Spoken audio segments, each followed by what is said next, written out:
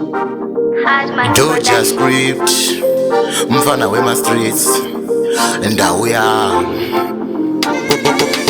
ngoma dzanakidza Riddim remake lalitswa nemafesi nyangwe nemabebi navibisita zita base ndaona yazoita police case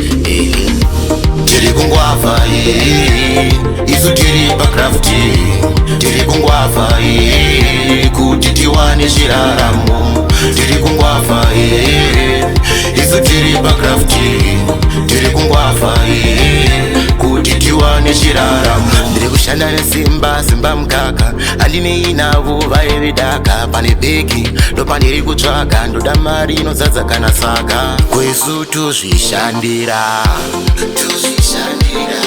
mari tichizvitira tiri kungwavha isu tiri pacrafti tiri kungwavha kuti tiwane chiraramo tiri kungwavha isu tiri pacrafti tiri kungwavha kuti tiwane chiraramo ngoma dzanakidza Riddim remake lalitswa nemafesi nyangwe nemabebi navibisita zita base ndaona yazoita police case saka tide mamero nekuti tine naro atide mamero zvagara tine naro tiri kungwavha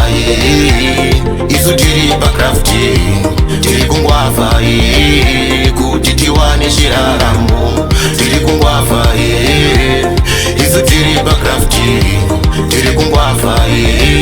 kuti tiwane chiraramo ndiri kushanda nesimba simba mukaka handinei navo vaevedaka pane begi ndopandiri kutsvaga ndoda mari inozadza kana saka kwesu tuzvishandira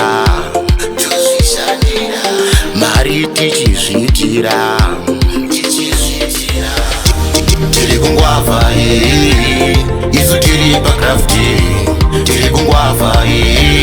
kuti tiwane chiraramo tiri kungwavha isu tiri pacrafti tiri kungwavha kuti tiwane chiraramo ngoma dzanakidza Riddim remake lalitswa nemafesi nyangwe nemabebi navibisita zita base ndaona yazoita police case saka tide mamero nekuti tine naro atide mamero zvagara tine naro tiri kungwavha isu tiri pacrafti tiri kungwavha kuti tiwane chiraramo tiri kungwavha